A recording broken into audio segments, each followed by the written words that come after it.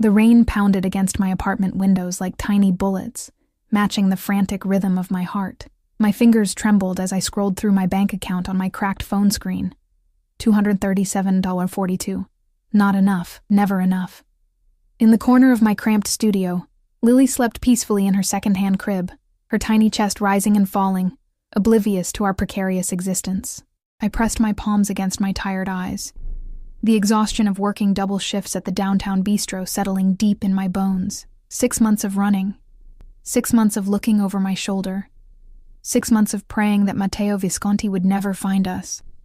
The memory of our first meeting still burned in my mind like a hot iron. I was catering a private event at the Rialto, an exclusive restaurant nestled in the heart of the city, reserved that night for what I'd been told was a private business gathering. What they'd failed to mention was that the business was decidedly illegal, and the man at the center of it all would change my life forever. I'd been carrying a tray of champagne flutes when I first saw him. Matteo Visconti. Unlike the older, heavy-set men I'd expected to see running the city's underworld, he was young, perhaps early 30s, with sharp features that looked carved from marble. His tailored black suit probably cost more than my yearly rent, and his presence commanded the attention of every person in the room. Even from across the crowded space, I felt the weight of his gaze like a physical touch. "More champagne, table 7, my manager had hissed, snapping me from my trance. "And for God's sake, Ellie, don't stare at the guests." I moved through the room, distributing drinks with practiced efficiency, all while feeling his dark eyes tracking my movements. When I reached his table, my hands betrayed me. The tray tilted, sending a cascade of golden liquid directly onto his immaculate suit jacket. I'm so sorry," I stammered, mortification washing over me in hot waves. "Please, let me—" His hand caught my wrist as I frantically tried to dab at the stain with my serving napkin. His touch was gentle but firm, a contradiction that matched the expression in his eyes, something between amusement and curiosity. "It's just fabric," he said, his voice a low, rich timbre that sent an involuntary shiver down my spine. "What's your name?" "Ellie Hayes." He released my wrist but not my gaze. "Ellie Hayes," he repeated, as if testing how my name felt on his tongue. I'll remember that. I didn't understand the weight of that promise until later, much later. What followed was a whirlwind I could never have anticipated. After that night, Matteo appeared at the restaurant frequently, always requesting my section. He left excessive tips that helped ease the constant financial pressure crushing me. He asked questions about my life, my dreams, my struggles, and I answered, naively flattered by the attention of a man who seemed genuinely interested in the mundane details of my existence. I didn't know who he really was then. Or perhaps I did, on some level, but chose to ignore the signs. The way other staff members fell silent when he entered, the deference shown by the restaurant owner, the ever-present shadow of his driver, Shosh bodyguard, waiting by the sleek black Bentley outside. His first gift arrived after I'd mentioned my ancient laptop was dying, a brand-new MacBook delivered to my apartment address I never remembered giving him. When I tried to return it, insisting it was too expensive, he simply said, "I have the means to make your life easier, Ellie. Why wouldn't I use them?" Each barrier I put up, he dismantled with patience and persistence. Each time I pulled away, he drew me back with kindness and understanding, or what I mistook for kindness and understanding. By the time I learned who Matteo Visconti truly was, the heir to the Visconti crime empire, a man whose business dealings left bodies in their wake, I was already falling for him, and by the time I realized how dangerous that fall would be, it was too late.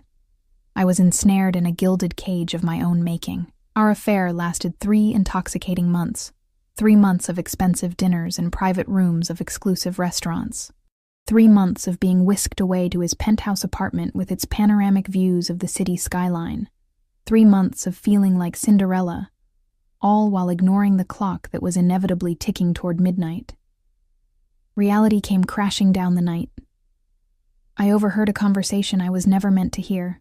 I'd arrived early at his penthouse. He'd given me a key, another invisible chain binding me to him. Voices drifted from his home office, the door slightly ajar. "The Moretti problem needs to be handled," a man's voice said. "They're moving product through our territory." "I don't want a war," Matteo replied, his voice colder than I'd ever heard it. "But I want a message sent. Take out the younger brother. Make it public." "Consider it done, boss." My blood turned to ice as I backed away from the door. This wasn't a business discussion about real estate or investments as he'd led me to believe. This was an order for murder, delivered with the same casual tone someone might use to order dinner. That night, I smiled through dinner, laughed at his jokes, and let him make love to me on sheets that probably cost more than my monthly salary. All while my mind raced with plans of escape. The next morning, I withdrew every cent from my meager savings account and disappeared. I left my apartment, my job, and the life I'd built in the city. I changed my phone number and email address. I paid cash for a bus ticket to a small town 3 states away. And I prayed that Matteo's interest in me had been fleeting enough that he wouldn't bother to look too hard. But there was one complication I hadn't anticipated, one that became evident 6 weeks later when the pregnancy test showed positive. Lily was born on a snowy January morning in a hospital where no one knew me. I gave them a false name and paid in cash. Her eyes were Matteo's, dark and intense even as a newborn. Looking into them every day was both my greatest joy and my constant reminder of the danger lurking in our past. For 6 months, we survived. I found a job waiting tables at a local diner. I rented a tiny studio apartment above a laundromat. I made exactly one friend, my elderly neighbor, Mrs. Patel, who sometimes watched Lily when my shifts overlapped with daycare closure. We lived simply, invisibly, and I almost convinced myself we were safe. Until tonight. A sharp knock at my door jolted me from my thoughts. I froze, my eyes darting to the clock, 11:47 p.m. Too late for a casual visitor, too precise for a drunk neighbor at the wrong door. I moved silently to Lily's crib, my heart hammering against my ribs. She slept peacefully, one tiny fist curled against her cheek. I gently stroked her dark hair, so like her father's, and swallowed the panic rising in my throat. The knock came again. 3 sharp raps, demanding, certain. "I know you're in there, Ellie." His voice, that same rich timbre that had once made my knees weak, now sent terror coursing through my veins. How had he found us? What would he do? Would he take Lily from me? Would he hurt us for running? My mind raced through options. The fire escape was rusted and unsafe. The hallway had no other exit. We were trapped. "Open the door," Matteo said, his voice deceptively calm, "or I'll have Marco open it for me." I knew it wasn't an idle threat. I'd seen the size of his bodyguard's hands. With trembling fingers, I slid the chain lock into place. A laughable defense, but all I had, and cracked the door open as far as the chain would allow. And there he stood, as devastatingly handsome as the day I'd first spilled champagne on him. His black wool coat was dusted with rain droplets that glittered under the hallway's fluorescent lights. His hair was longer than I remembered, curling slightly at the collar of his shirt. But his eyes, those eyes that had once looked at me with desire and something I'd foolishly mistaken for love, now burned with a cold fury that made me step back. 6 months, he said quietly. 6 months of searching. Did you really think I wouldn't find you? Before I could respond, a soft whimper came from behind me. Lily was awake, stirring in her crib as if sensing the tension permeating our small sanctuary. Matteo's eyes shifted past me, widening slightly as understanding dawned on his face. "Open the door, Ellie." His voice had changed, an undercurrent of something dangerous threading through it. "Now." My hand shook as I unlatched the chain, knowing I was opening the door to more than just the man in the hallway. I was opening the door to our past, to all the secrets I'd kept, to a future I couldn't predict. Matteo stepped inside, his presence immediately making my small apartment shrink around us. His eyes never left the crib in the corner. Without looking at me, he moved toward it with slow, deliberate steps. I followed, my body tense with the primal instinct to protect my child. "Matteo, please." He stopped at the edge of the crib, looking down at Lily, who stared back at him with his own eyes. For a long moment he said nothing. Then he reached down, his large hand gentle as he stroked one finger along her cheek. How old? He asked, his voice barely above a whisper. 6 months, I admitted, the truth hanging heavy between us. He turned to me then, his expression a storm of emotions I couldn't fully decipher. Anger, certainly. Betrayal. But something else too. Something that looked almost like wonder. You hid my child from me. It wasn't a question. I was scared, I whispered. His jaw tightened. You should have been scared of running. He looked back at Lily, who had curled her tiny fingers around his index finger, unaware of the significance of this moment, of the dangerous man whose blood ran through her veins. You should have known I would find you both. He lifted Lily from the crib with surprising gentleness, cradling her against his chest as if he'd done it 1,000 times. She didn't cry or fuss, merely regarded him with curious eyes that matched his own. Pack your things, he said, his eyes meeting mine with an intensity that left no room for argument. Both of you belong to me, and I'm taking you home. The finality in his voice sent a chill through me. I knew then that our brief taste of freedom had come to an end. The life I'd built for us, fragile as it was, had just collapsed, and the man standing before me, holding our daughter with possessive tenderness, had no intention of ever letting us go again. We're not going anywhere, I said, struggling to keep my voice steady. This is our home. Even as the words left my mouth, I knew how pitiful they sounded. Our home was a 450-square-foot studio with water stains on the ceiling and a perpetually dripping faucet. The kind of place Mateo would typically enter wearing gloves. He looked around, his expression unreadable. This is what you chose over me? Over the life I could provide? I chose safety, I whispered. For her. His eyes snapped back to mine, darkening with anger.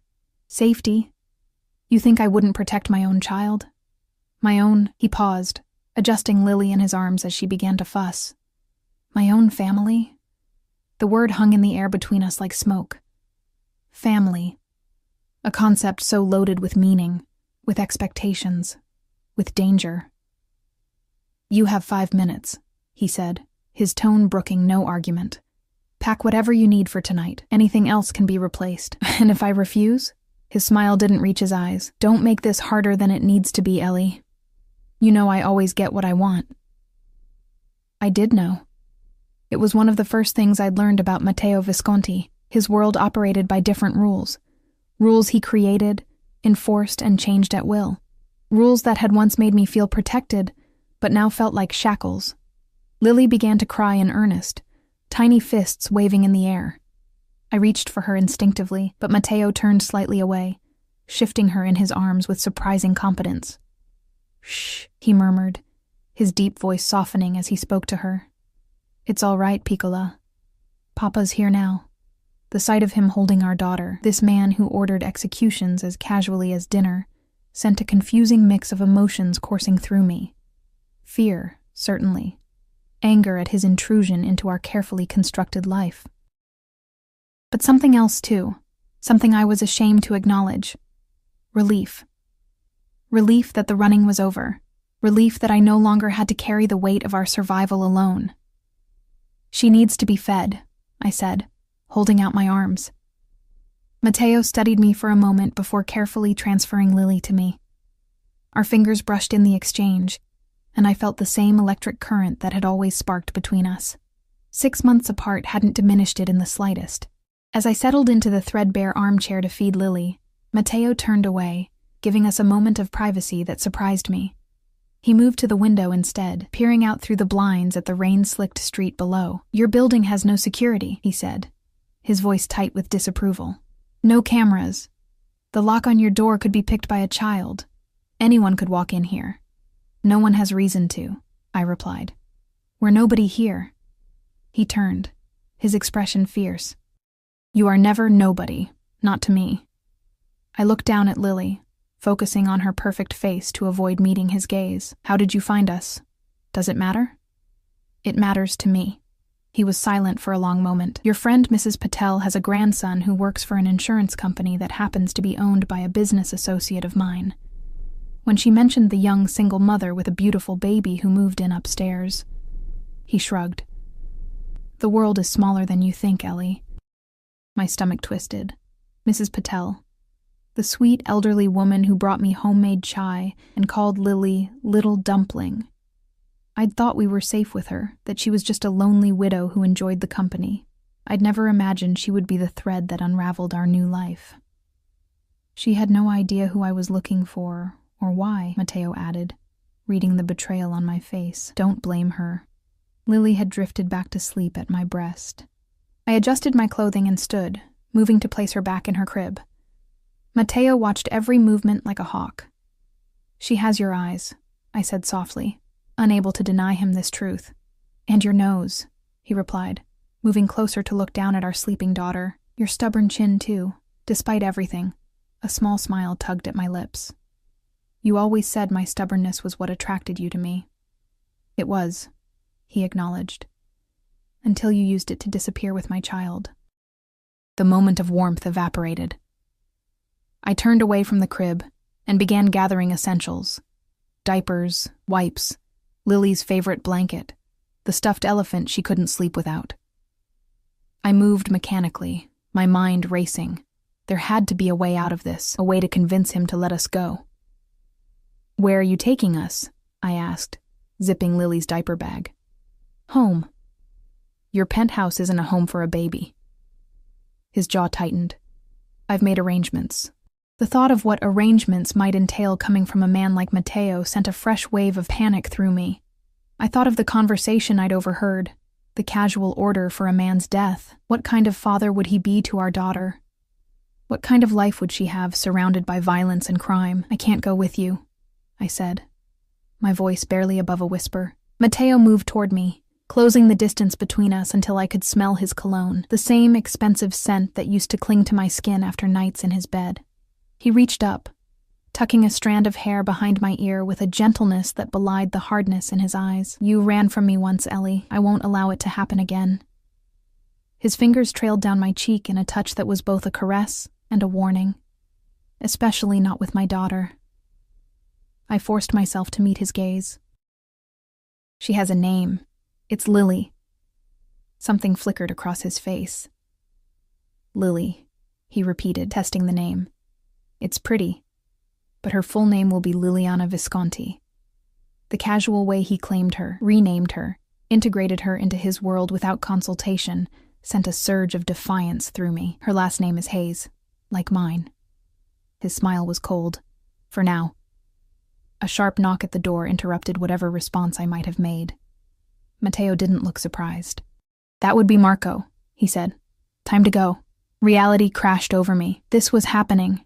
He was taking us. The life I'd built, meager as it was ending tonight. Wait, I pleaded. At least let me leave a note for my boss. And Mrs. Patel will worry if we just disappear. Already taken care of. As far as anyone in this town is concerned, you received a job offer in another state and left to pursue it. His expression softened fractionally at my shocked look. I'm not a monster, Ellie. I don't want to destroy your reputation here. You might need these connections again someday. The implication that I might one day return to this life hung unspoken between us. A permission he might grant if I behaved, if I submitted to his will, a leash he could yank if I strayed too far. The door opened without a knock, and Marco stepped inside. He was as I remembered, tall, broad, with a face that seemed permanently set in a scowl. His eyes swept the apartment, assessing threats out of habit, before landing on me. Ms. Hayes. He nodded, his voice gruff but not unkind. Good to see you again. Wish I could say the same, I muttered. Mateo's lips quirked into something almost like a smile before he schooled his features. Take the bags, Marco, and have someone come tomorrow for anything else of value. Already arranged, boss. Car's waiting downstairs. Mateo moved to the crib and lifted Lily with careful hands. She stirred but didn't wake, settling against his chest with a trust that made my heart ache. I reached for the baby carrier hanging by the door. She'll be fine, Mateo said, correctly interpreting my concern. I've got her. You don't know how to properly support her head, how to... I've been practicing, he cut me off. With a doll, for weeks now, since I confirmed she existed. His eyes met mine, burning with an intensity that made me step back. Did you really think I wouldn't prepare to be a father once I knew? The image of Matteo Visconti, feared crime boss, ruthless businessman, practicing how to hold a baby with a doll, was so incongruous that I almost laughed. Instead, I bit my lip and followed him toward the door. The hallway was empty, the building silent save for the distant sound of a television from one of the other apartments. Marco led the way, Matteo followed with Lily, and I came last, feeling more like a prisoner than a mother. The night air was cool against my skin as we stepped outside. Rain had given way to mist, wreathing the streetlights in halos of gold. A sleek black Bentley idled at the curb, its engine a quiet purr in the stillness. Another man in a dark suit opened the rear door as we approached. Matteo carefully maneuvered inside with Lily, then turned, extending his hand to help me in. I ignored it, climbing in under my own power, a small, meaningless act of defiance. The car's interior was exactly as I remembered. Buttery, soft leather seats, the scent of luxury, the hushed quiet that seemed to insulate us from the outside world. Marco and the other man took their places in the front, and then we were moving, gliding away from the life I'd created toward an uncertain future under Matteo's control. I watched my apartment building disappear from view, a hollowness expanding in my chest. "Where exactly are we going?" "My estate outside the city," Matteo replied, his attention on Lily, who remained peacefully asleep in his arms. "It's more suitable for a child than the penthouse. More secure, too." I'd heard him mention this estate before but had never seen it. It was his private retreat, a place even his business associates rarely visited. The thought of being taken there, isolated from the world, sent a fresh wave of anxiety through me. For how long? His eyes met mine in the dim light of the car's interior. For as long as it takes, as long as what takes, for you to accept that your place is with me. For you to understand that we are a family now. His voice softened as he looked down at our daughter.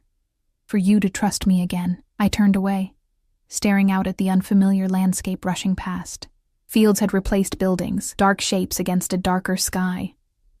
We were already leaving the small town behind, heading somewhere rural, somewhere isolated, somewhere I couldn't easily escape from. "I never trusted you," I lied. "Yes, you did," he countered quietly. "Before you overheard a conversation you didn't fully understand, before you ran instead of giving me a chance to explain." I whirled back to face him. "Explain what? That you ordered someone killed, that you're not the successful businessman you pretended to be, but a criminal who hurts people?" His expression remained impassive. "My business has many facets, Ellie. Some less pleasant than others, but everything I do for a reason. And that makes it okay? It makes it necessary." He shifted Lily to his other arm, his movements careful despite the tension between us. "The world isn't the simple place you want it to be. There aren't always clean choices. Murder is a pretty clear line," I hissed, keeping my voice low to avoid waking Lily. "Is it?" He raised an eyebrow.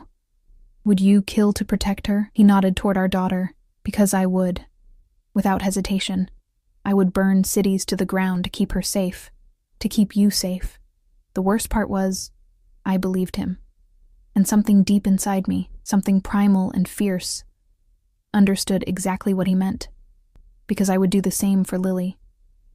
I already had, in a way, sacrificing my old life, my career aspirations, my few friendships to give her safety. Was I really so different from him? Or was it just a matter of means and opportunity?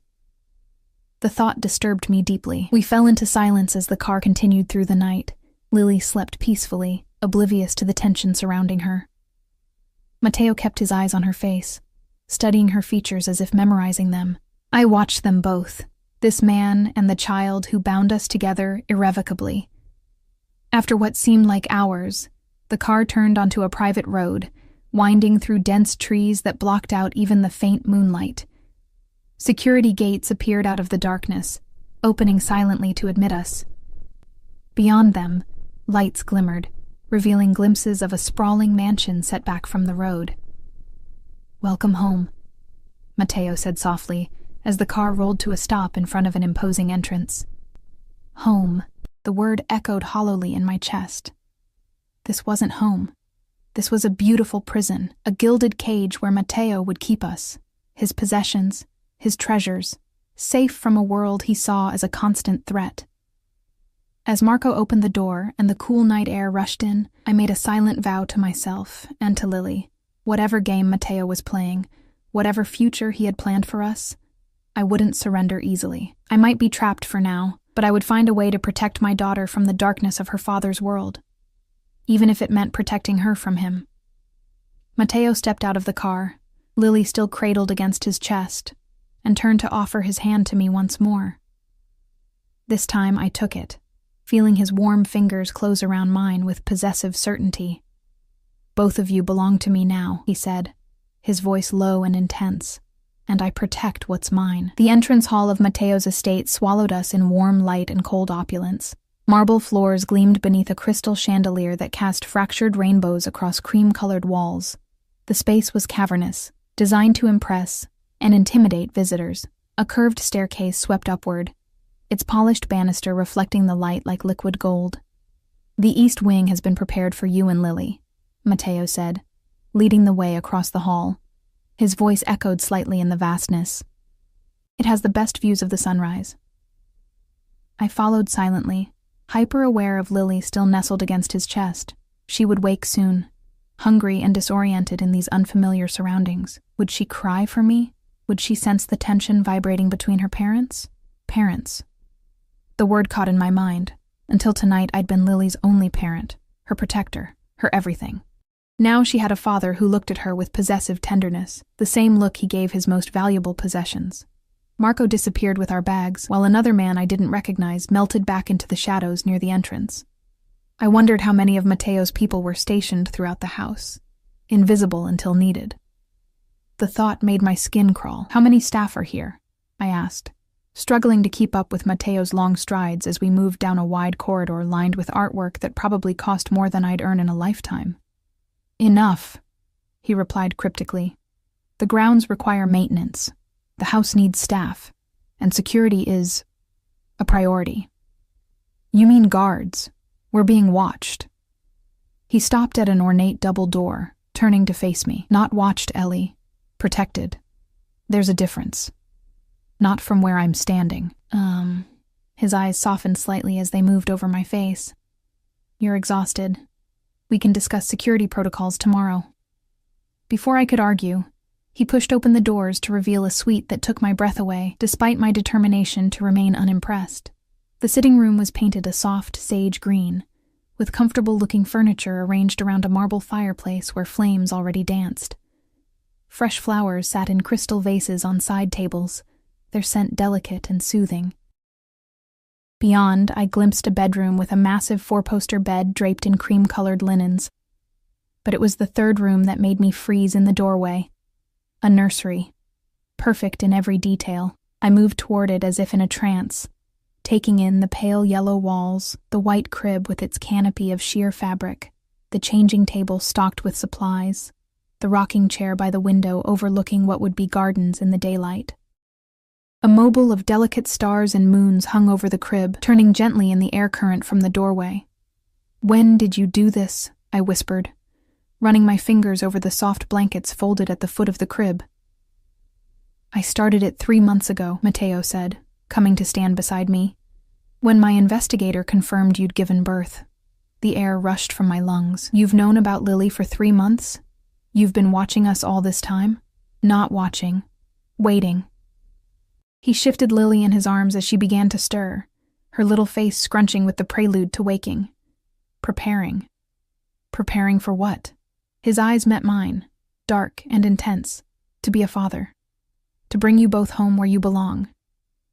Before I could respond, Lily's eyes fluttered open. She looked up at Matteo, confusion clouding her expression for a moment, before her face crumpled, and she began to cry.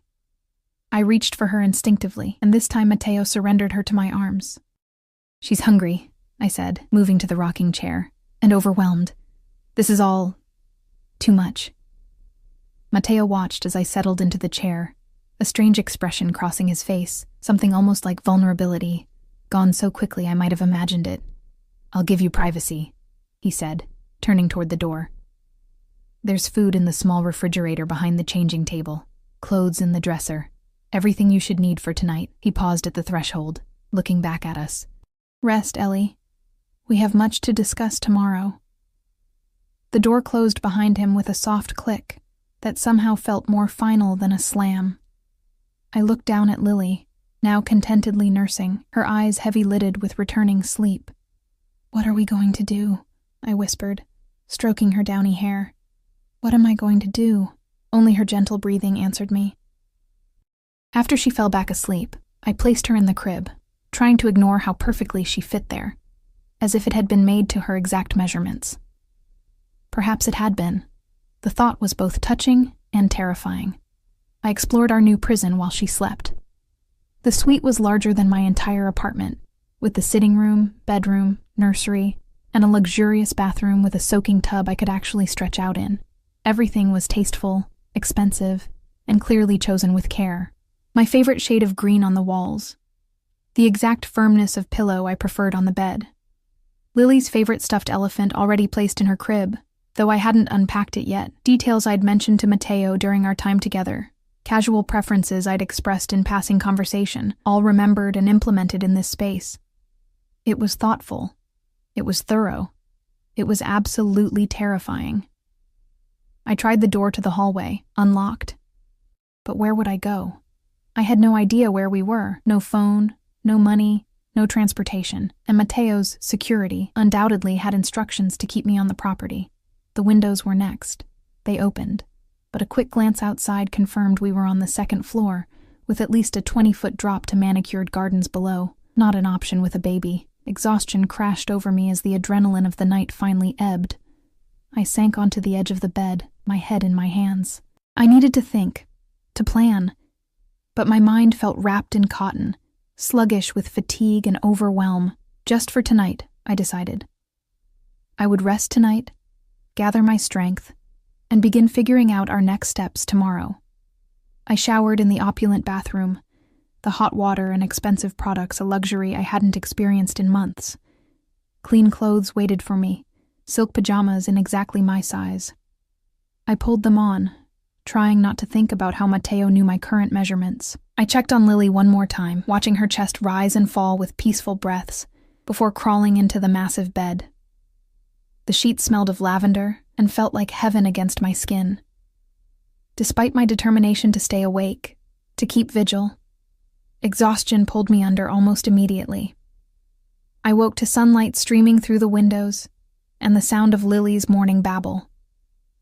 For a moment, confusion reigned, the luxurious surroundings so different from our tiny apartment. Then memory crashed back, and with it, dread. Mateo, the estate, our capture disguised as a homecoming. I hurried to the nursery, expecting to find Lily alone in her crib. Instead, I froze in the doorway. Mateo sat in the rocking chair, Lily on his lap. He was dressed impeccably in what appeared to be casual wear for him. Dark trousers and a crisp white shirt with the sleeves rolled up to reveal strong forearms.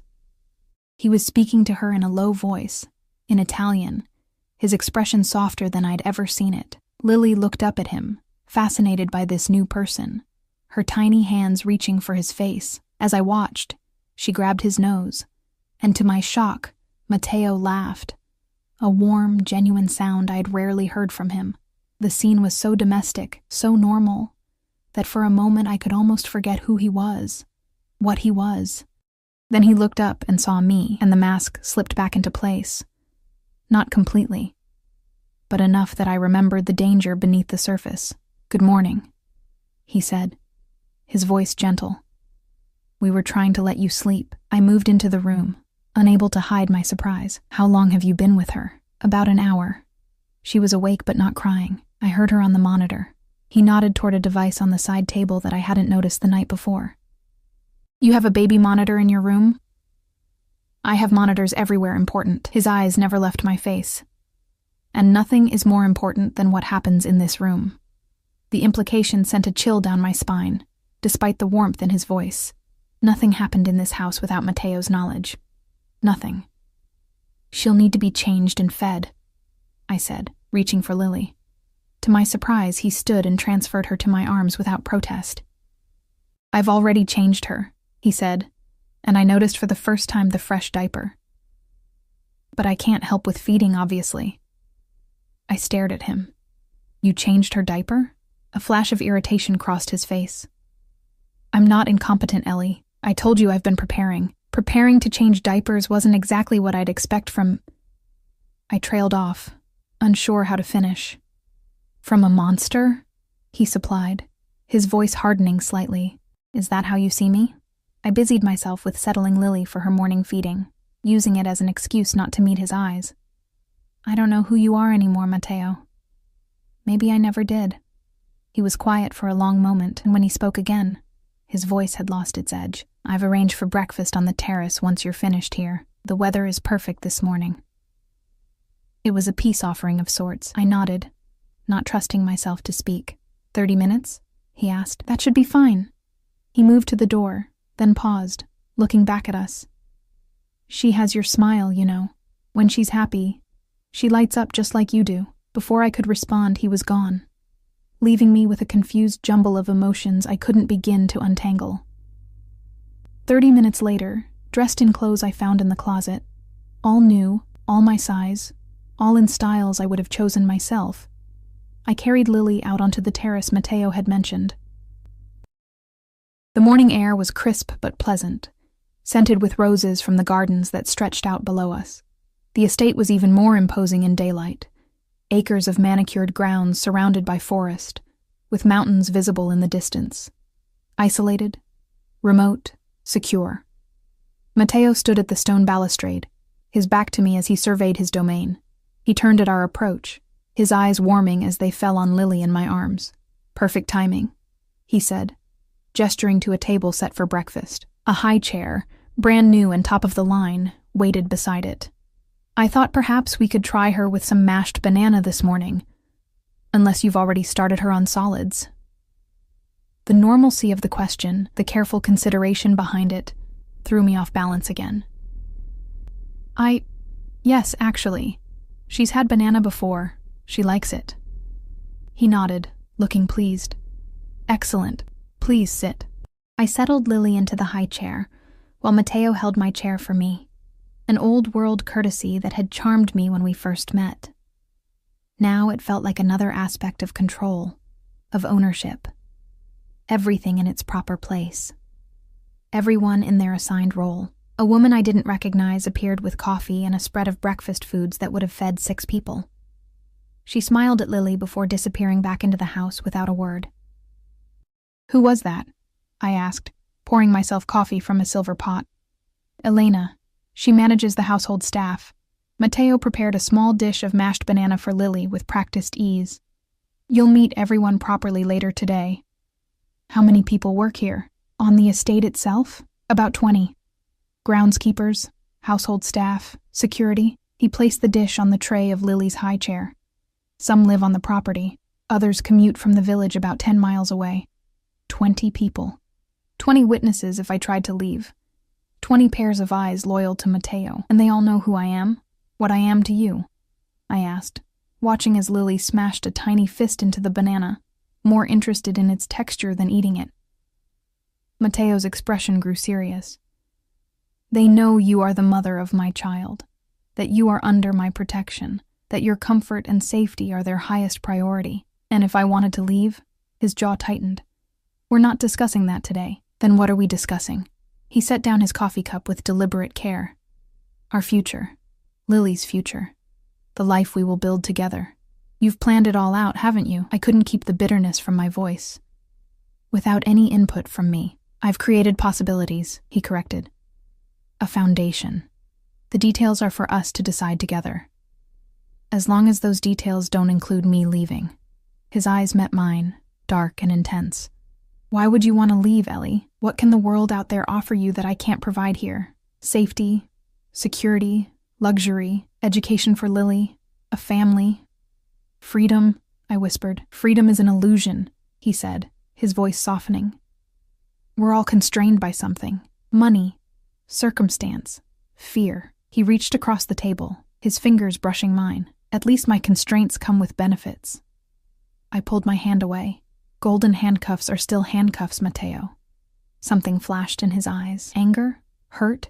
It was gone before I could identify it. You haven't asked how I found you, he said, changing the subject. You already told me. Mrs. Patel's grandson. That's how I confirmed where you were. Not how I knew to look for you in the first place. He took a sip of his coffee, watching me over the rim.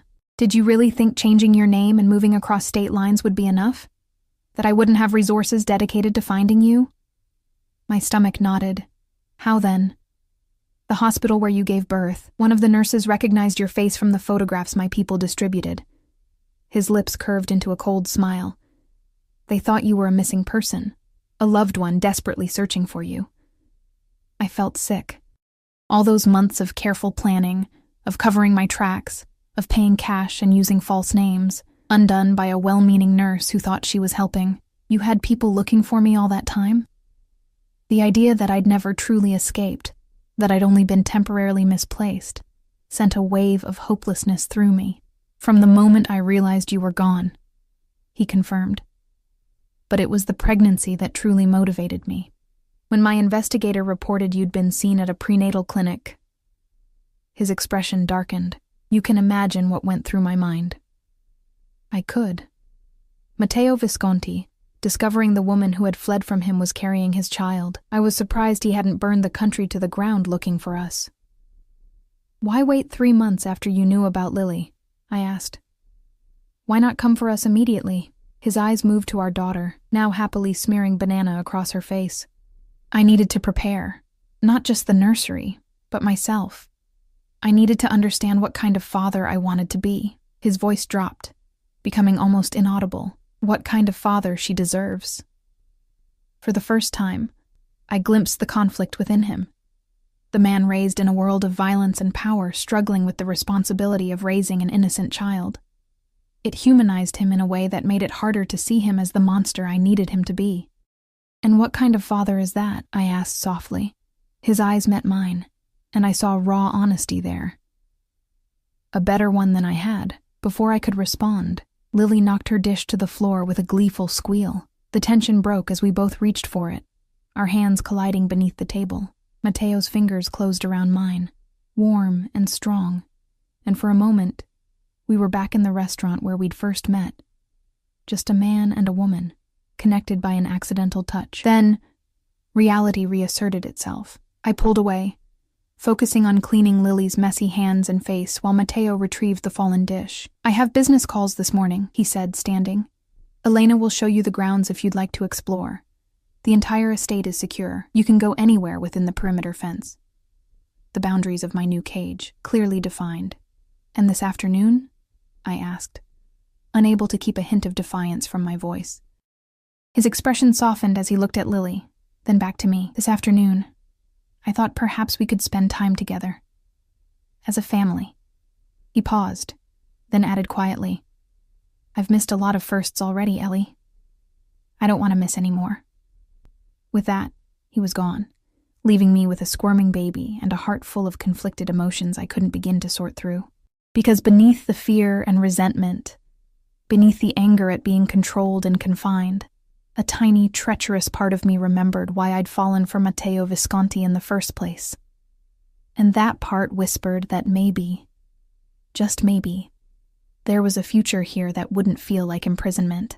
Elena arrived shortly after Matteo departed, a slim woman in her 50s with silver-streaked dark hair and eyes that missed nothing. She moved with quiet efficiency, clearing the breakfast dishes while I wiped the last traces of banana from Lily's face and hands. Would you like to see the gardens, Ms. Hayes? She asked, her voice carrying just a hint of an Italian accent. The roses are particularly beautiful this time of year. I hesitated, torn between wanting to explore our new surroundings and fearing that accepting any part of this luxurious prison would somehow signal surrender. But Lily was getting restless, straining against the confines of the high chair, and I knew she needed fresh air and stimulation. Yes, I decided, that would be nice. Is there a stroller I could use for Lily? Elena nodded. Mr. Visconti has provided everything. If you'll follow me? She led us through the house, pointing out rooms as we passed.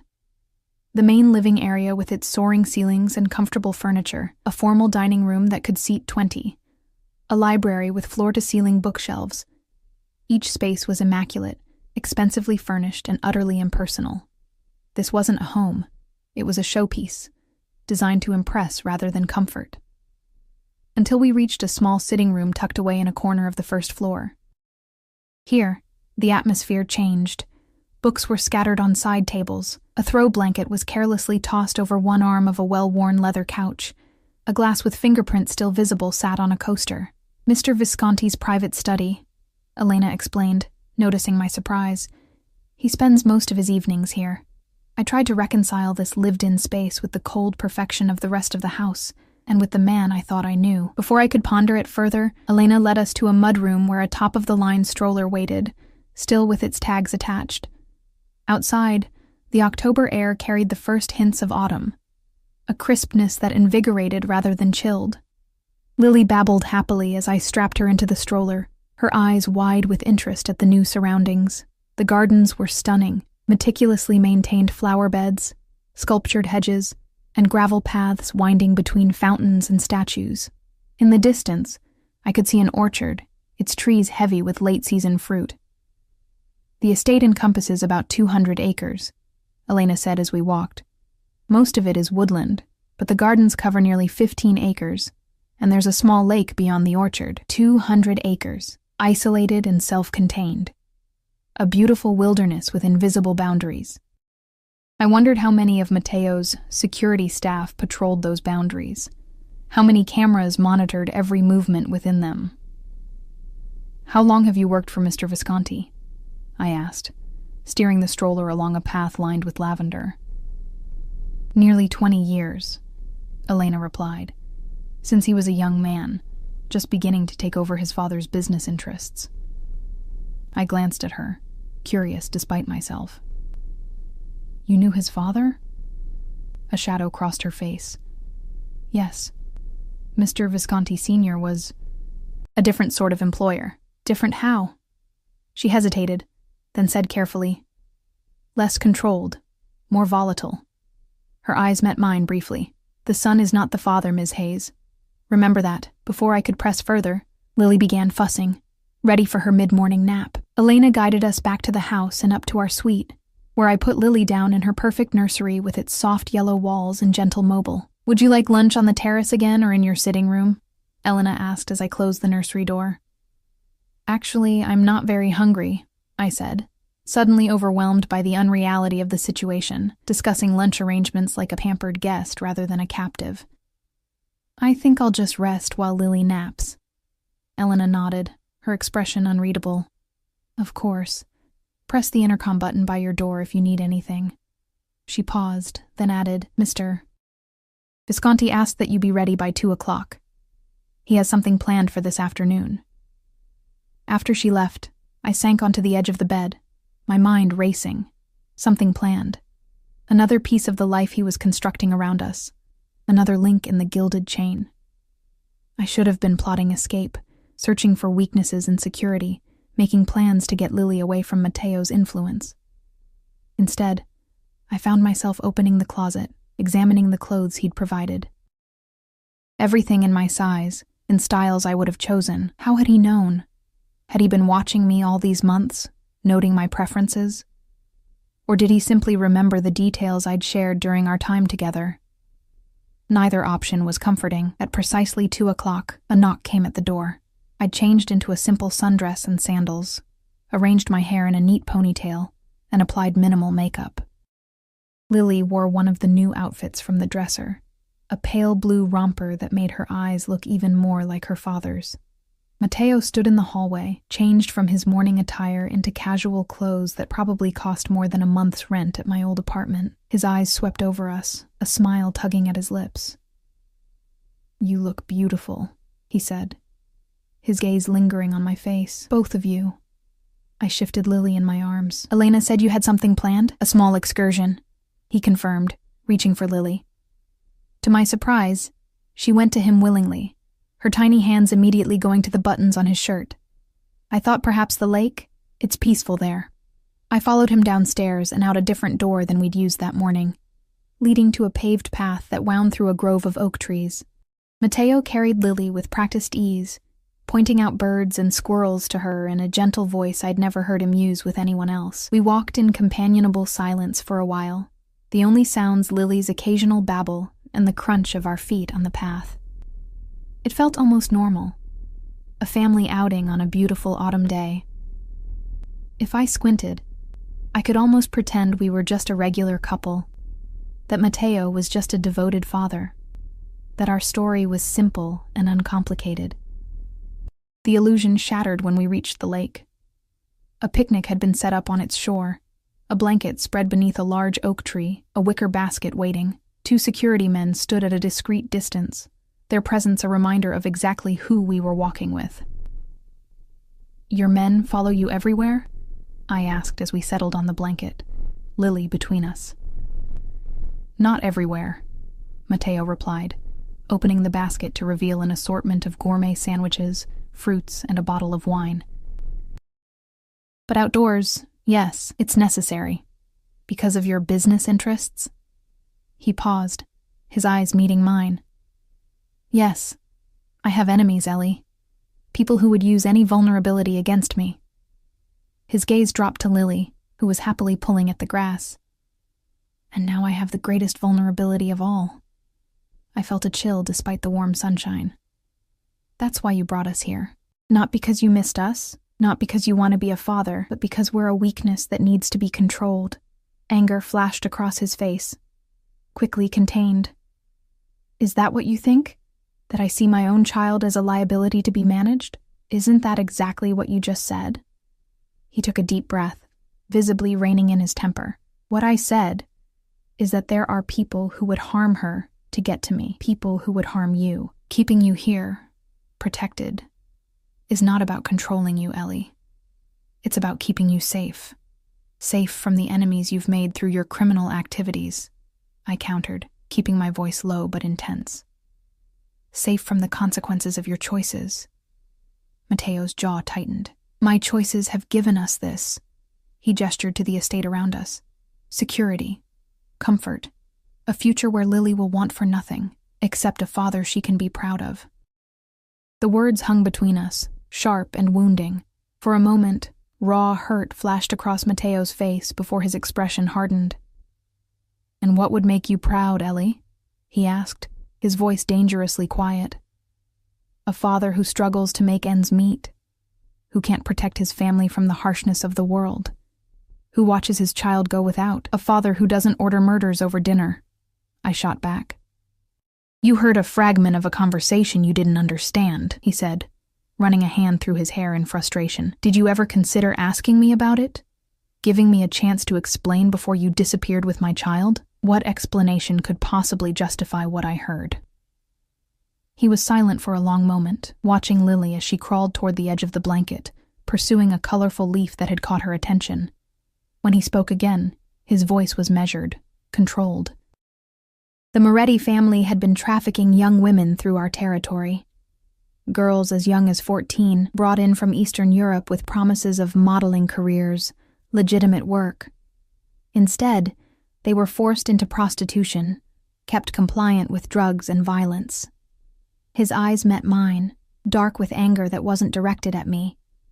"We discovered 3 of them dead in an abandoned warehouse, overdosed on heroin the Morettis gave them to keep them docile." I swallowed, the picnic lunch suddenly tasteless in my mouth. "I tried to handle it through proper channels," Mateo continued. "Pressure on their business interests. Negotiations with their leader.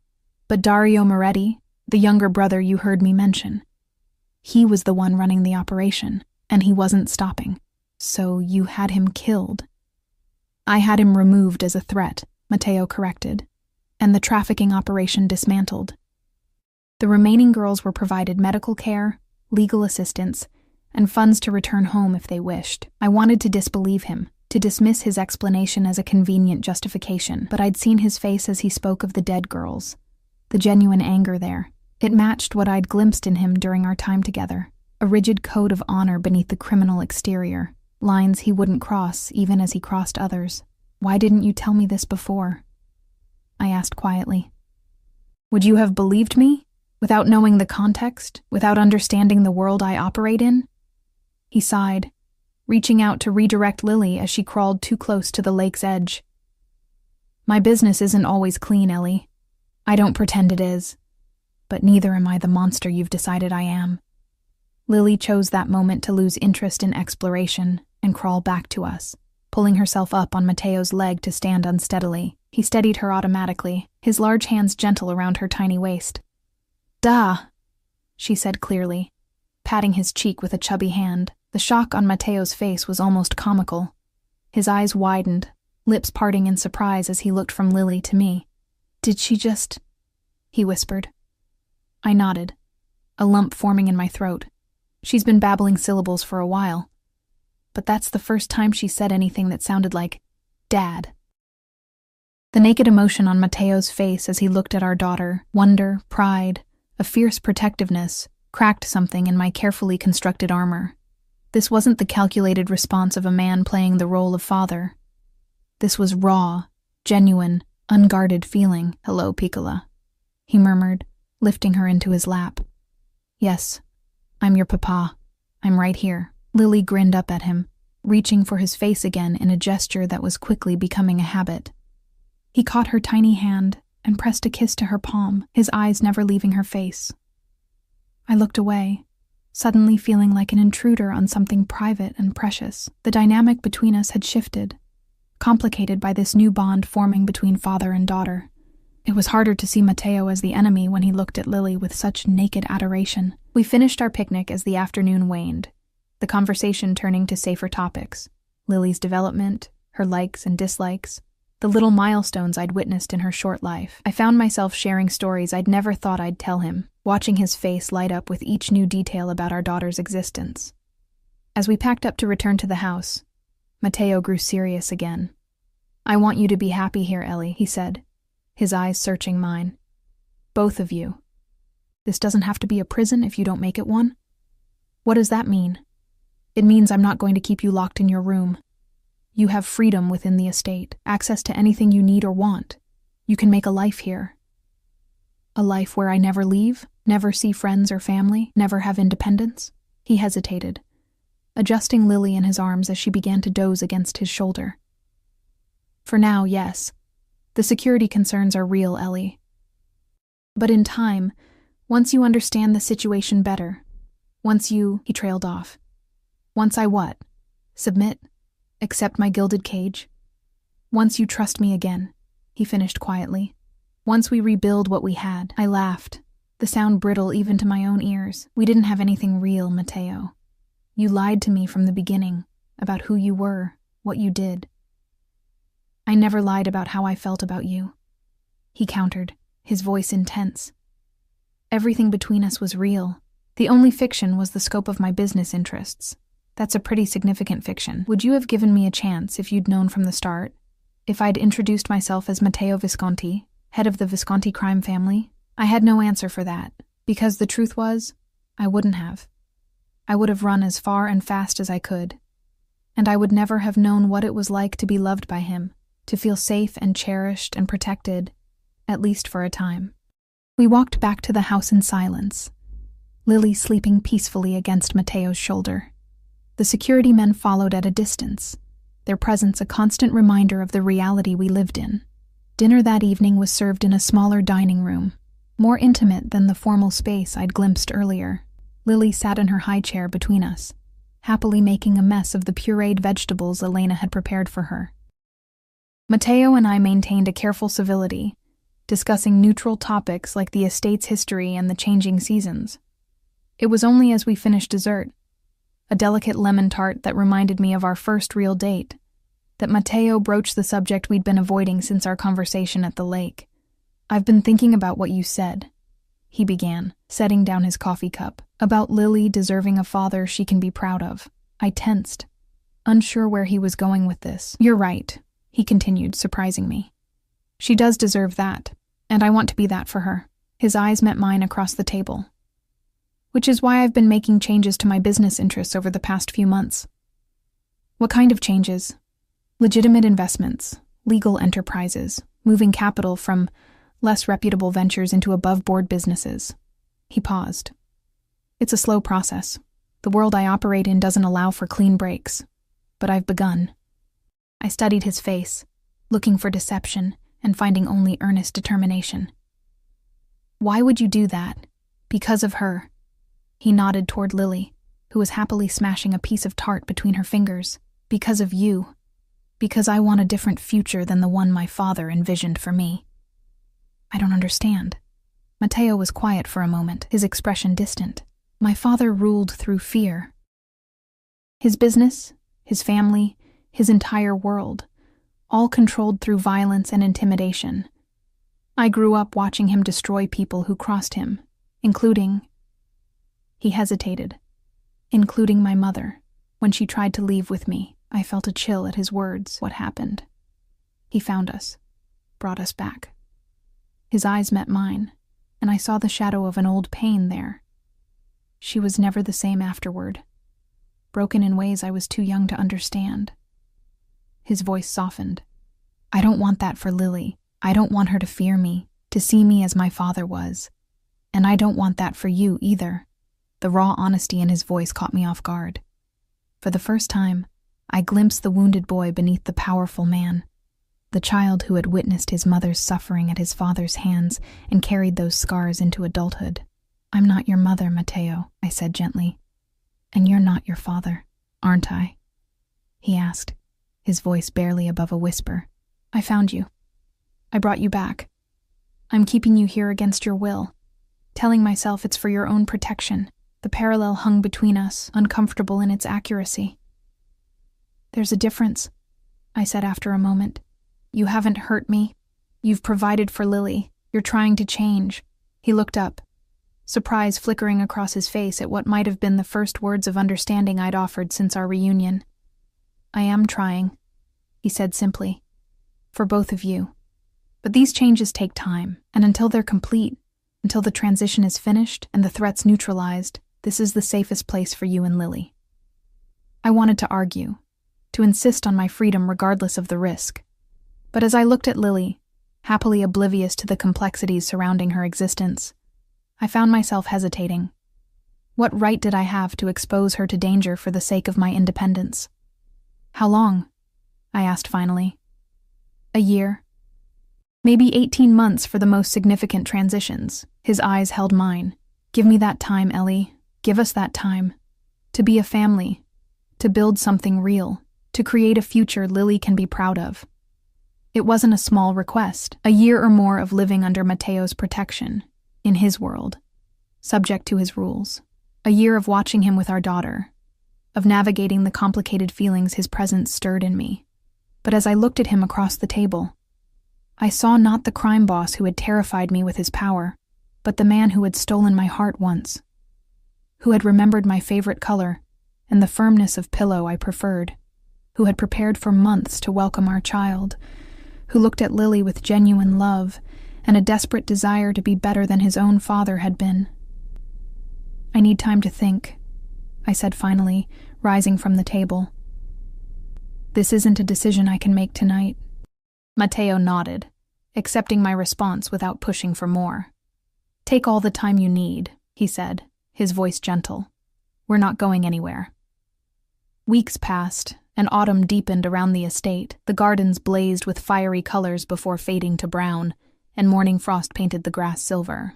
I watched the changing seasons from the windows of our suite, from the terrace, from the paths that wound through the grounds, always within the invisible boundaries Matteo had established, always under the discreet but constant watch of his security team. I hadn't given Matteo an answer to his proposal. He hadn't pushed for one. Instead, we fell into an uneasy routine, a strange facsimile of family life. Breakfast together in the mornings before he disappeared into his study for business calls. Afternoons with Lily, sometimes just the three of us. Sometimes with Matteo absent for meetings he never fully explained. Dinner in the evening, with conversation that carefully avoided the most contentious subjects. And every day, I watched him with Lily, watched how he learned her routines, her preferences, her tiny personality quirks, how he adapted his entire schedule around her nap times, how his face softened whenever she reached for him, which she did with increasing frequency. Da, she would call, arms outstretched, and no matter what he was doing, reviewing documents, speaking on the phone, conferring with one of his men, he would stop and go to her. I tried to maintain my distance, to remember what he was, and what he had done, but it became increasingly difficult as I witnessed the changes in him. The feared crime boss who had terrified me that first night was rarely in evidence now. Instead, I saw a man struggling to reconcile the life he had inherited with the future he wanted to create. One evening, about a month after our arrival, I found him in the nursery after putting Lily down for the night. He stood by her crib, watching her sleep, his expression unguarded in a way it seldom was around me. "She's growing so fast," he said softly as I entered. "I've missed so much already." I moved to stand beside him, looking down at our sleeping daughter. "She knows you now," I offered. "She looks for you when she hears your voice." He nodded, a small smile touching his lips. "I never expected this," he admitted. "To feel this way about someone so small, so defenseless. It changes you," I said, "having a child." "Yes." He turned to me, his eyes searching mine in the dim light. "It does. It makes you want to be better, to create a safer world for them." "Is that what you're doing? Creating a safer world?" He sighed, running a hand through his hair, a gesture I'd come to recognize as a sign of internal conflict. "I'm trying. The transition is complicated. Some of my business associates are resistant to the changes I'm implementing. They see legitimate enterprises as less profitable, more constrained." "And are they?" I asked, curious despite myself. "In the short term, perhaps, but they're sustainable. They don't require constant vigilance against law enforcement. They don't result in blood feuds that last generations." His voice held a weariness I hadn't heard before. "They don't make it impossible to sleep at night." The admission surprised me, the first acknowledgement that his chosen path had costs beyond the practical. I studied his face, noting the faint shadows under his eyes, the tension in his shoulders. "You're not sleeping well," I observed. A rueful smile tugged at his lips. "Occupational hazard, because of the business transition? Partly." His eyes met mine, holding them. "And partly because you're so close, yet still so far away." The rawness of his admission caught me off guard. For weeks, he had maintained a careful distance, never pushing, never presuming. Now, in the quiet of the nursery with our daughter sleeping peacefully beside us, the mask had slipped. "Matteo." "I know," he interrupted gently. "You need time. I understand that. I've taken your choices away, confined you here, asked you to accept a life you never wanted. I don't expect forgiveness, Ellie. But I want you to know that my feelings for you have never changed." Before I could respond, he leaned down and pressed a soft kiss to Lily's forehead, then straightened and moved past me to the door. "Good night," he said quietly, and was gone, leaving me with a tumult of emotions I couldn't begin to sort through. That night marked a shift in our dynamic. Matteo began including me in discussions about the business transitions he was implementing, explaining the complexities of extracting himself from certain enterprises while maintaining the protection his position afforded. I found myself offering suggestions, drawing on my business courses from college, a part of my life I'd nearly forgotten in the chaos of the past year. "You're good at this," he observed one evening as we sat in his study, reviewing plans for a new legitimate investment in a tech startup. "You see angles I miss. I was 3 credits shy of a business degree when I met you," I admitted. "Before I got distracted by a mysterious man who left extravagant tips and asked too many questions." His smile was warm, reaching his eyes in a way that made my heart beat faster despite my best intentions. "I remember. You were taking night classes while working at the restaurant. You remember that?" I asked, surprised by the detail. "I remember everything about you, Ellie," he said simply. "Every conversation, every dream you shared, every plan for the future." I looked down at the document spread before us, uncomfortable with the intensity of his gaze and the emotions it stirred. Those dreams seem very far away now. "They don't have to be." He hesitated, then reached across the desk to cover my hand with his. "Tell me what you want, Ellie. What would make you happy here?" The question caught me off guard. For weeks, I'd been thinking of our situation as temporary, a holding pattern until I could figure out an escape, or until Matteo's promised transition was complete. The idea of building a life here, of finding happiness within these gilded constraints, hadn't occurred to me. I don't know, I said honestly. I haven't thought about what I want in a long time. It's always been about survival, about Lily. Think about it now, he urged. Anything within my power to give you is yours. Just name it. I considered his offer, turning it over in my mind. What did I want? Safety for Lily? Yes. But we had that now, in abundance. Financial security, also provided to an extent I could never have achieved on my own, but beyond those basic needs, purpose. I said finally, I need something that's mine, some way to contribute, to use my mind, to feel like more than just an accessory to your life. Matteo nodded slowly, his expression thoughtful. The business degree you never finished, he mused. Would you want to complete it? We could arrange remote classes, tutors if needed. The suggestion sparked something in me. A flicker of the ambition I'd set aside when Lily was born, when survival became my only goal. Maybe. Or maybe something different. I don't know yet. Take time to consider it, he said, giving my hand a gentle squeeze before releasing it. Whatever you decide, I'll make it happen. That night, lying in bed, I allowed myself to truly contemplate the future for the first time since discovering Matteo's true identity. A future where we remained here, where Lily grew up with both parents, where Matteo continued his transition to legitimate business, a future where I might find my own path, separate from, but parallel to his. It wasn't the life I'd envisioned for myself. But as I drifted toward sleep, I had to acknowledge that it might not be as intolerable as I'd first believed. Winter arrived with a sudden snowstorm that blanketed the estate in white. Lily, now nearly 9 months old, pressed her tiny hands against the window glass in wonder, babbling excitedly at the swirling flakes. Her first snow, Matteo said, coming to stand beside us as we watched from the sitting room window.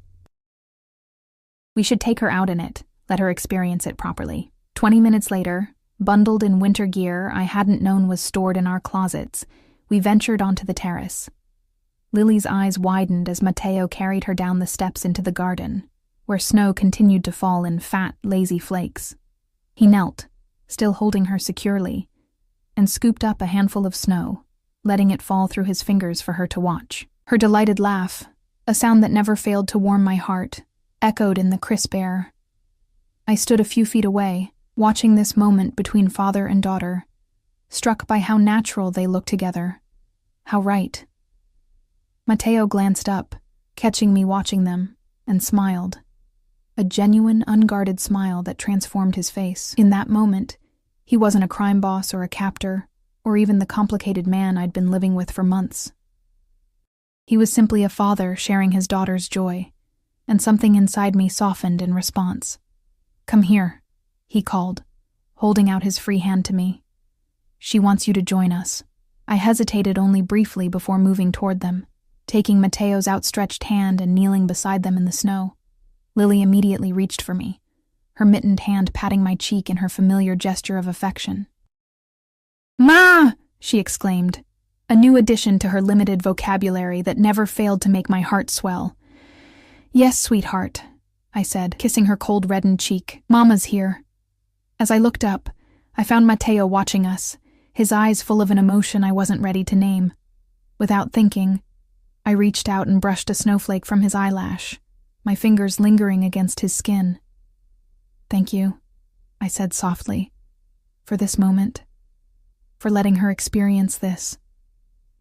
His hand came up to cover mine, pressing it against his cheek. Thank you for sharing it with me, he replied, his voice equally quiet, for letting me be part of her life, of your lives. We stayed like that, connected, until Lily's squirming broke the moment, but something had shifted between us, a thawing that mirrored the snowflakes melting where they touched our warm skin. That evening, after Lily was asleep, I found Matteo in his study, as had become our habit.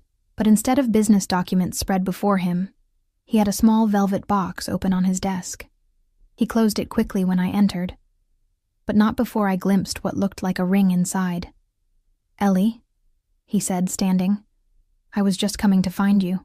What's that? I asked, nodding toward the box he'd tucked into his pocket. He hesitated, then sighed. Not how I planned this, he muttered, more to himself than to me. Then, meeting my eyes, he said, "It's a gift. For you.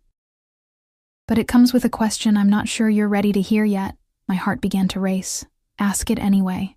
He studied my face for a long moment, then slowly withdrew the box from his pocket and opened it. Inside nestled a ring, not the ostentatious diamond I might have expected, but a more elegant design, a deep blue sapphire surrounded by smaller diamonds on a platinum band.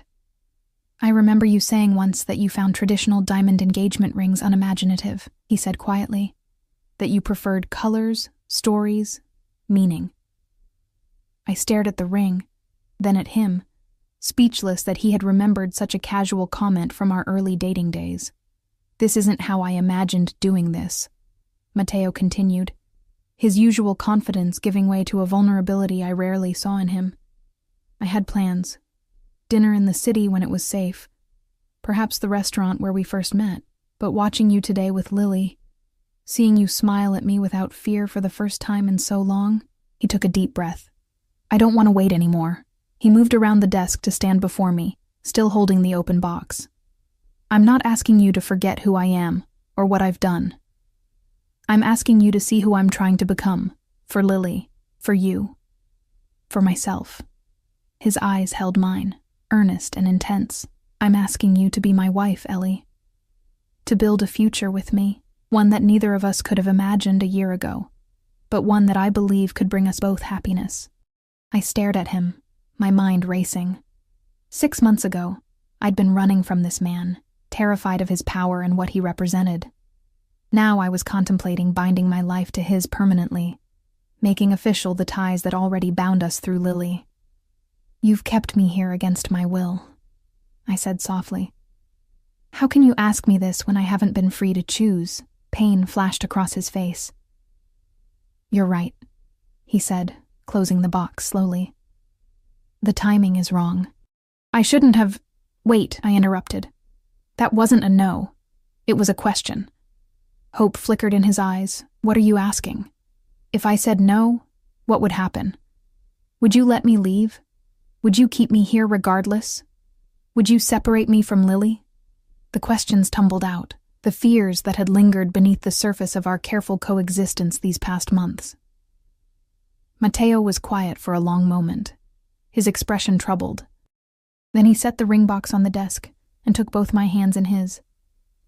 "If you said no," he began slowly, "I would ask you to stay, for Lily's sake, for her safety. But I wouldn't force you to remain if you truly wished to go." His hands tightened slightly on mine. "I would ask for shared custody. I would provide for you both, ensure you had everything you needed. I would never, ever separate you from her." The sincerity in his voice was unmistakable, as was the pain the very thought caused him. "And what about your transition, your business changes?" I asked. "Would those continue?" "Yes," he said firmly. "Those aren't conditional on you staying, Ellie. They're about the kind of father I want to be for Lily, the kind of man I want to become. That doesn't change. Regardless of your answer." I searched his face, looking for deception and finding only painful honesty. "I believe you," I said softly, surprised to realize it was true. His eyes widened slightly. "You do?" "These past months, I've watched you with Lily. I've seen how you've changed, how you prioritize her above everything. I've listened when you've explained the business transitions, seen the risks you're taking to create a different future." I took a deep breath, and I've remembered why I fell for you in the first place. Hope blazed in his eyes, bright and fierce. "And why was that?" "Because beneath everything else, beneath the power and the danger and the wealth, there was a man who listened when I spoke, who remembered my favorite color and how I liked my coffee and the dreams I had for my future. A man who looked at me and really saw me, when I'd been invisible for so long." Slowly, I withdrew my hands from his and reached for the ring box on the desk. I opened it, looking at the sapphire gleaming in the soft light of his study. "I can't promise that I'm ready for this," I said honestly. "There's still so much between us, so much to resolve, but I can promise that I'm willing to try. To build something real, for Lily's sake. And maybe," I looked up, meeting his gaze, "for ours as well." The joy that transformed his face was unlike anything I'd ever seen from him. Raw, unfiltered, almost boyish in its purity. He took the ring from the box with trembling fingers and slid it onto my left hand, where it fit perfectly. Of course it did. Matteo left nothing to chance. "I will spend every day earning this," he said, his voice rough with emotion. "Earning your trust, your faith, your love, if that's possible again. I swear it, Ellie." He drew me into his arms then, holding me as if I might disappear if he loosened his grip. I let myself lean into his embrace, into the familiar scent and warmth of him, into the comfort of no longer fighting the current that had been pulling us together since the moment we met. "It won't be easy," I murmured against his chest. "There's still so much we need to figure out." "Nothing worthwhile ever is," he replied, pressing a kiss to the top of my head. "But we have time, and for the first time in my life, I have hope for a future I can be proud of. A future Lily can be proud of." 6 months later, as spring burst into full bloom across the estate, we were married in a small ceremony in the garden. Lily, now walking with the determined waddle of a 15-month-old, scattered rose petals with more enthusiasm than accuracy as Elena helped her down the petal-strewn aisle. Matteo waited for me beneath an arbor laden with climbing roses, his eyes never leaving mine as I walked toward him in a simple white dress that made me feel more beautiful than any couture gown could have. When he took my hands in his, I felt not the grip of a captor, but the touch of a partner, someone who had proven day after day his commitment to the promises he'd made. The business transition was well underway, with legitimate enterprises now accounting for over 60% of the Visconti holdings. We'd established a foundation using funds from the less reputable businesses, directing the money toward organizations that helped victims of trafficking and domestic violence, a redemption of sorts for the darker aspects of Matteo's past. I had returned to school, completing my business degree through online courses, and now helping manage the legitimate side of the Visconti enterprises. It gave me purpose, independence within our shared life, a way to use my mind and skills that fulfilled me in ways I hadn't expected. Security remained tight around the estate, around our family. Some threats from Matteo's past persisted. Some old associates resisted the changes he was implementing. But within our home, within the boundaries he had once used to confine me, I had found a freedom I hadn't known existed. The freedom to love without reservation, to build a family on my own terms, to create a future that honored both our pasts while transcending them. As we spoke, our vows beneath the flowering arbor, Lily toddled over and wrapped her arms around both our legs, looking up at us with Matteo's eyes and my smile. "Family," she declared proudly, one of her newest words. Matteo laughed, the sound unburdened in a way it hadn't been when I first met him. He lifted Lily into his arms, then wrapped his free arm around my waist, drawing me close. "Yes, Piccola," he said softly. "Family. All of us. Together." Later that evening, as twilight painted the sky in shades of lavender and gold, we stood on the terrace watching Lily chase fireflies across the lawn under Elena's watchful eye. "Any regrets?" Matteo asked quietly, his arm warm around my shoulders. I considered the question, thinking of the winding path that had brought us here. The fear and anger, the running and capture, the slow rebuilding of trust and the eventual blooming of something stronger than what we'd had before. "No," I said honestly, leaning into his embrace. "This isn't the life I imagined for myself. It's more complicated, more challenging in some ways." I looked up at him, at the face I had come to love again, differently but more deeply than before. "But it's also richer, more meaningful than anything I could have built alone." He kissed me then, tender and reverent, a promise renewed with each passing day. When we parted, his eyes held mine with the intensity that still made my heart race after all this time. "I told you once that both of you belonged to me," he said softly. "I was wrong. We belong to each other. All of us. Together." As Lily's delighted laugh floated up from the garden, as the first stars appeared in the deepening blue of the evening sky, I knew he was right. What had begun as captivity had transformed into choice. What had been forced had become freely given. And the man who had once been my greatest fear had become my greatest love, complicated, flawed, but fiercely devoted to creating a future we could all be proud of. A future where our daughter would grow up knowing only the strength of her father's love, not the darkness of his past. A future we would build together, day by day, choice by choice. In the end, he had claimed us both, as he'd vowed that rainy night so long ago. But in doing so, he had given himself to us as well, completely, irrevocably, and with a love that had transcended the boundaries of the world he came from, and the one I'd tried to build without him. As we stood together on the terrace of what had truly become our home, watching our daughter's joy in the simple magic of fireflies and twilight, I knew with absolute certainty that I wouldn't change a single step of the journey that had brought us here. Both of us had found where we belonged, together.